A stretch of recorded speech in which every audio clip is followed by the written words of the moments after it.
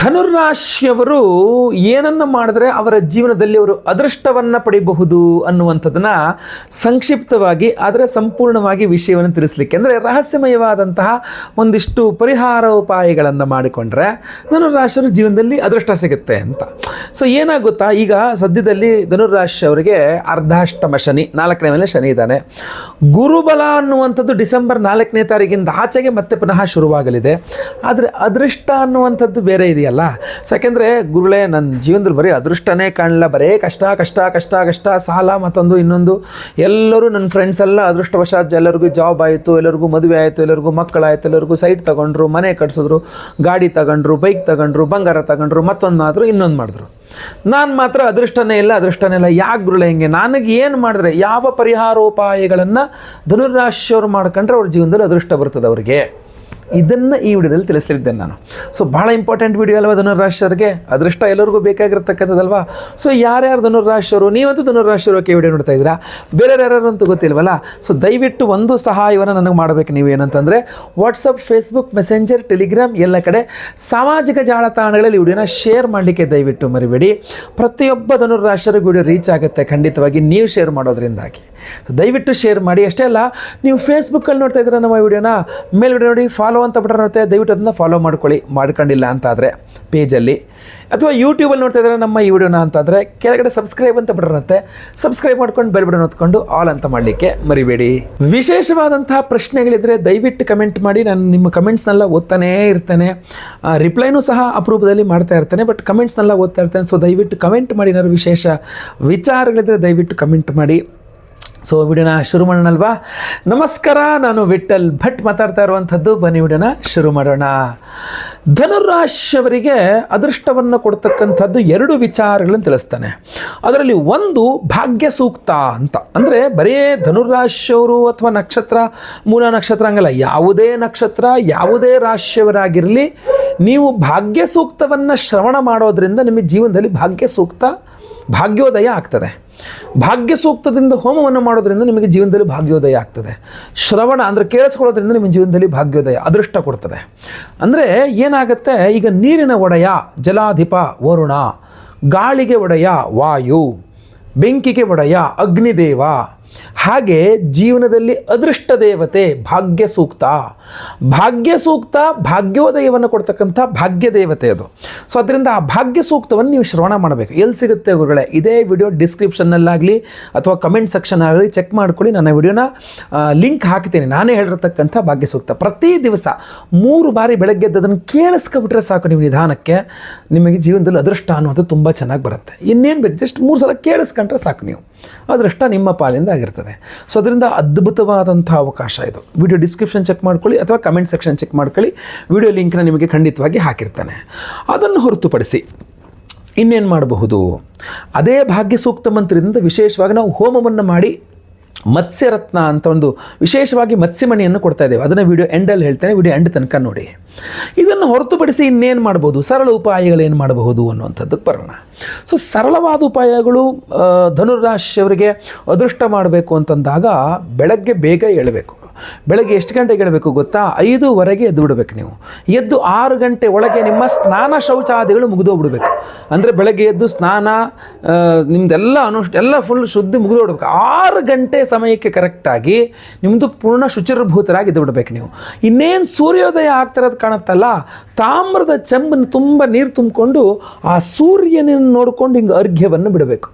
ಓಂ ಭಾಸ್ಕರಾಯ ನಮಃ ಅರ್ಘ್ಯಂ ಸಮರ್ಪಯಾಮಿ, ಸೂರ್ಯಾಯ ನಮಃ ಅರ್ಘ್ಯಂ ಸಮರ್ಪಯಾಮಿ. ಹೀಗೆ 3 ಬಾರಿ ನೀವು ನೀರನ್ನು, ತಾಮ್ರ ಚೆಂಬು ನೀರನ್ನು ಸೂರ್ಯದೇವನಿಗೆ ಅರ್ಘ್ಯವನ್ನು ಸಮರ್ಪಣೆ ಮಾಡಬೇಕು. ತಾಮ್ರ ಚೆಂಬಲ್ಲಾದರೂ ಮಾಡಿ, ಇಲ್ಲ ಕೈ ಬೊಗಸೆ ತುಂಬಿಕೊಂಡು ಬೊಗಸೆ ಎಲ್ಲಾದರೂ ಭಾಸ್ಕರಾಯ ನಮಃ ಅರ್ಘ್ಯಂ ಸಮರ್ಪಯಾಮಿ, ಅರುಣಾಯ ನಮಃ ಅರ್ಘ್ಯಂ ಸಮರ್ಪಯಾಮಿ, ಸೂರ್ಯಾಯ ನಮಃ ಅರ್ಘ್ಯಂ ಸಮರ್ಪಯಾಮಿ.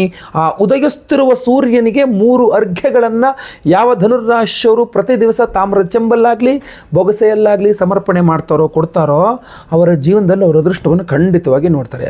ಬೇರೆ ಡೌಟೇ ಬೇಡ ನಿಮಗೆ. ಅದನ್ನು ಹೊರತುಪಡಿಸಿ ಇನ್ನೇನು ಮಾಡಬಹುದು ಗುರುಗಳೇ? ನಂಗೆ ನೈಟ್ ಶಿಫ್ಟ್ ಇರುತ್ತೆ ಅಥವಾ ಬೆಳಗ್ಗೆ ಲೇಟ್ ಆಗುತ್ತೆ, ಆಗಲಿಲ್ಲ, ಇನ್ನು ಅದು ಬಿಟ್ಟು ಇನ್ನೇನು ಮಾಡಬಹುದು? ಆದಿತ್ಯ ಹೃದಯ ಸ್ತೋತ್ರ, ಅದನ್ನು ಪ್ರತಿ ದಿವಸ ಪಠನೆ ಮಾಡಬೇಕು. ಯಾವ ಧನುರ್ರಾಶಿಯರು ಪ್ರತಿ ದಿವಸ ಆದಿತ್ಯ ಹೃದಯ ಸ್ತೋತ್ರ ಪಠನೆ ಮಾಡ್ತಾರೋ ಅವ್ರ ಜೀವನದಲ್ಲಿ ಅದೃಷ್ಟ ಅನ್ನುವಂಥದ್ದು ಕಟ್ಟಿಟ್ಟ ಬುತ್ತಿ, ಖಂಡಿತವಾಗಿ ಅದೃಷ್ಟ ಇರುತ್ತೆ. ಅವ್ರ ಬೆನ್ನಿಗೆ ಇರುತ್ತೆ ಅದೃಷ್ಟ ಯಾವಾಗಲೂ ಸಹ. ಅದ್ರ ಜೊತೆಗೆ ರವಿಗ್ರಹದ ಅಷ್ಟೋತ್ತರವನ್ನು ಸಹ ಪ್ರತಿ ದಿವಸ ಪಠನೆ ಮಾಡ್ಕೊಳ್ಳೋದ್ರಿಂದ ಕೂಡ ಸೂಪರ್ ಅದು, ಆಯ್ತಲ್ವಾ. ಓಂ ಸೂರ್ಯನಾರಾಯಣಾಯ ನಮಃ ಈ ಮಂತ್ರವನ್ನು ಪ್ರತಿ ದಿವಸ 333 ಬಾರಿ ಜಪ ಮಾಡ್ಬೋದು. ಓಂ ಸೂರ್ಯನಾರಾಯಣಾಯ ನಮಃ, ಓಂ ಸೂರ್ಯನಾರಾಯಣಾಯ ನಮಃ, ಓಂ ಸೂರ್ಯನಾರಾಯಣಾಯ ನಮಃ. ಪ್ರತಿ ದಿವಸ ಒಂದು 333 ಬಾರಿ ಇದನ್ನು ಜಪ ಮಾಡಿಬಿಟ್ರೆ ನಿಮ್ಗೆ ಖಂಡಿತವಾಗಿ ಅದೃಷ್ಟ ಅಂತಕ್ಕಂಥ ನಿಮ್ಮ ಜೊತೆಗೆ ಇರ್ತದೆ. ಧನುರಾಶಿಯವರು ಆದಷ್ಟು ಪೂರ್ವ ದಿಕ್ಕು, ಸೂರ್ಯ ಉದಯಿಸುವ ದಿಕ್ಕಿದೆಯಲ್ಲ, ಈ ದಿಕ್ಕನ್ನು ಜಾಸ್ತಿ ಬಳಸಿ.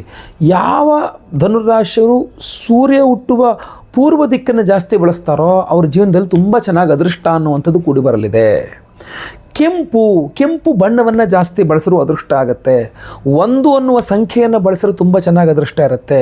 ಒಂದು ಕೆಂಪು ದಾರಾನ ಧನುರಾಶಿಯವರು ಯಾವಾಗಲೂ ಕೈ ಕಟ್ಕೊಂಡಿದ್ರೆ ತುಂಬ ಅನುಕೂಲ, ತುಂಬ ಅನುಕೂಲ. ಇನ್ನೂ ಬಹಳ ಮುಖ್ಯವಾಗಿ ಹೇಳಬೇಕಂದ್ರೆ ಎಕ್ಕದ ಗಿಡ, ಎಲ್ಲಿ ಎಕ್ಕದ ಗಿಡ ಇದೆ ಅಂತ ಹುಡುಕಿ ಧನುರಾಶಿಯವರು ಪ್ರತಿದಿನ ಅಥವಾ ಭಾನುವಾರಗಳಲ್ಲಿ ಎಕ್ಕದ ಗಿಡದ ಪೂಜೆ ಮಾಡಬೇಕು. ಭಾನುವಾರ ಎಕ್ಕದ ಗಿಡದ ಪೂಜೆ ಮಾಡುವಂತಹ ಧನುರಾಶಿಯವರ ಜೀವನದಲ್ಲಿ ಅದೃಷ್ಟ ಇರುತ್ತೆ. ಆದರೆ ನಾನ್ ವೆಜ್ ತಿನ್ನಬಾರ್ದು, ಈರುಳ್ಳಿ ಬೆಳ್ಳುಳ್ಳಿ ಕೂಡ ತಿನ್ನಬಾರ್ದು. ಭಾನುವಾರನೇ ನೀವು ಪಾರ್ಟಿ ಮಾಡ್ತಕ್ಕಂಥದ್ದು, ಅವಾಗೇನೂ ಮಾಡೋಕ್ಕಾಗಲ್ಲ. ಅದೃಷ್ಟ ಬೇಕಾ ಅದನ್ನು ಬಿಡು, ಇದನ್ನು ಬಿಟ್ಟರೆ ಅದೃಷ್ಟ ಸಿಗುತ್ತೆ.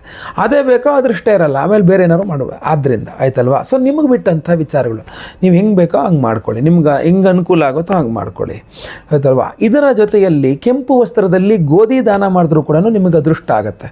ಧನುರಾಶಿಯವರು ಕೆಂಪು ವಸ್ತ್ರದಲ್ಲಿ ಗೋಧಿ ದಾನ ಮಾಡಿದ್ರೆ ತುಂಬ ಜೀವನದಲ್ಲಿ ಅದೃಷ್ಟ ಅನ್ನೋದು ಕೂಡ ಬರಲಿದೆ ಅವರಿಗೆ. ಸೊ ಈ ಥರ ಯಾವುದಾಗುತ್ತೋ ಅದನ್ನು ಮಾಡಿ. ಸಿಂಪಲ್ ಪರಿಹಾರಗಳು ಹೇಳ್ತಾ ಇದ್ದೀನಿ, ತುಂಬ ಪವರ್ಫುಲ್ ಆದಂತಹ ಪರಿಹಾರಗಳು ಹೇಳಿದ್ದೀನಿ. ಇಲ್ಲ ಗುರುಗಳೇ, ಇದೆಲ್ಲದಕ್ಕಿಂತ ಪವರ್ಫುಲ್ ಆಗಿರ್ತಕ್ಕಂಥ ಪರಿಹಾರ ಬೇಕು, ರತ್ನಧಾರಣೆ ಆದಿಗಳು ಬೇಕು, ಯಜ್ಞ ಹೋಮ ಹವನಾದಿಗಳು ಬೇಕು ಅಂದರೆ ಅದು ಮತ್ತೊಂದು ವಿಶೇಷವಾದ ಪರಿಹಾರ ಇದೆ. ಡಿಸೆಂಬರ್ 4ನೇ ತಾರೀಕು ಗುರುವಾರ ಹುಣ್ಣಿಮೆ, ಅದು ಗುರುಪೂರ್ಣಿಮೆ ಥರ, ಗುರುವಾರ ಹುಣ್ಣಿಮೆ ಅನ್ನೋ ಥರ. ಸೊ ಅವತ್ತಿನ ದಿವಸ ದತ್ತಾತ್ರೇಯರ ಜಯಂತಿ, ಗುರು ದತ್ತಾತ್ರೇಯರ ಜಯಂತಿ ಅವತ್ತು. ಸೊ ಅವತ್ತಿನ ದಿವಸ ಡಿಸೆಂಬರ್ 4ನೇ ತಾರೀಕು ಹುಣ್ಣಿಮೆ ಗುರುವಾರದಂದು ನಮ್ಮ ಯಾಗಶಾಲೆಯಲ್ಲಿ ನಾವು ಗುರು ದತ್ತಾತ್ರೇಯರ ಒಂದು ಹೋಮವನ್ನು ಮಾಡ್ತಾ ಇದ್ದೇವೆ. ಅಷ್ಟೇ ಅಲ್ಲ, ವಿಶೇಷವಾಗಿ ಲಕ್ಷ್ಮೀ ಸುದರ್ಶನ ಹೋಮವನ್ನು ಮಾಡ್ತಾ ಇದ್ದೇವೆ. ಅದರ ಜೊತೆಯಲ್ಲಿ ಭಾಗ್ಯ ಸೂಕ್ತ ಹೋಮವನ್ನು ಮಾಡ್ತಾ ಇದ್ದೇವೆ. ಈ ವಿಡಿಯೋ ಡಿಸ್ಕ್ರಿಪ್ಷನ್ನಲ್ಲಿ ನಾನು ಆ ಭಾಗ್ಯ ಸೂಕ್ತ ಮಂತ್ರದ ಲಿಂಕನ್ನು ಸಹ ಕೊಟ್ಟಿರ್ತೇನೆ. ಪ್ರತಿಯೊಬ್ಬರು ಪ್ರತಿದಿನ ಬೆಳಗ್ಗೆ ಕನಿಷ್ಠ 3 ಬಾರಿ ಅದನ್ನು ಕೇಳಿಸ್ಕೊಳ್ಳಿ. ಅದು ಭಾಗ್ಯ ಸೂಕ್ತ ಮಂತ್ರ ಅಂತ.